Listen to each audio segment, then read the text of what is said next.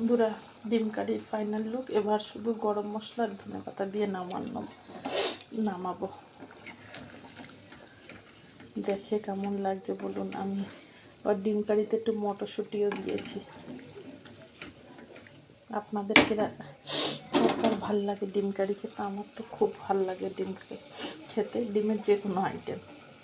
এবার শুধু ধনেপাতা আর গরম মশলা, একটু কসুরি মেথি দিয়ে নামিয়ে নেব। আমার মনে ছিল না, সরি বন্ধুরা, আমার কসুরি মেথি শেষ হয়ে গেছে, আনতে হবে। এর জন্য শুধু ধনেপাতা আর একটু গরম মশলা দিয়ে নামিয়ে নেব। এই যে, এবার গ্যাস বন্ধ করে ধনেপাতাটা দিয়ে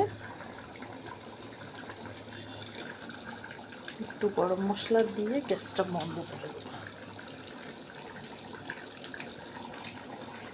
এই আমার ডিম কারির ফাইনাল লুক। খুব ঝোলও না, খুব গাঢ়ও না, মোটামুটি। দেখে আপনাদের কেমন লাগছে বলবেন। বাই বাই বন্ধুরা।